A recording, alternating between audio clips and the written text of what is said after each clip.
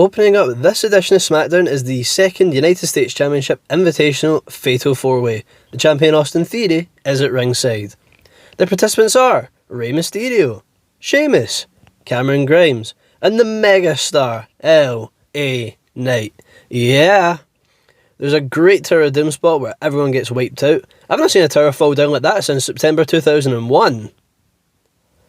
Anyway, Mysterio looks to have the match won, but Austin Theory pulls him out of the ring and throws him into the steel steps at ringside. That brings out Santos Escobar, who brawls into the crowd with Theory. This leads to the finish of the match where LA Knight elbows Cameron Grimes. Sheamus then brogue kicks LA Knight. Grimes hits the cave-in on Sheamus before Rey Mysterio gets back in the ring and rolls up Grimes for the pin.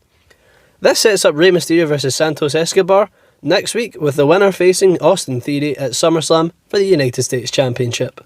I'm just going to take a moment to rant. You have LA Knight, the most over man in wrestling. His failure to win the Money in the Bank and now the United States Championship is gross negligence.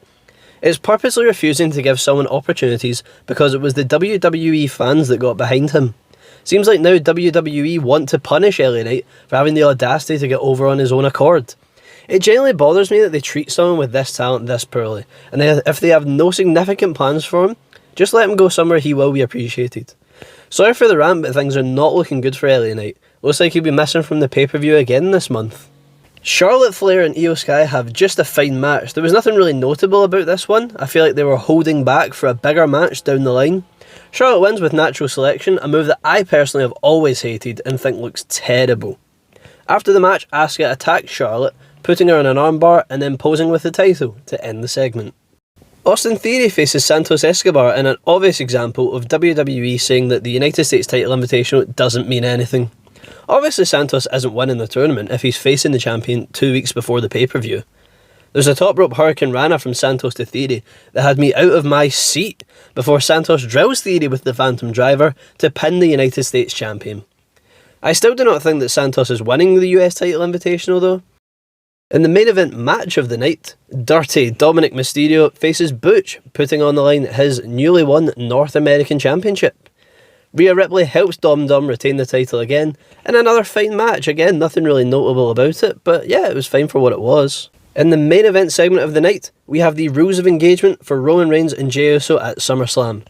Jey Uso rips up the contract. You've got to question the logic behind that if you want to guarantee a match with Roman.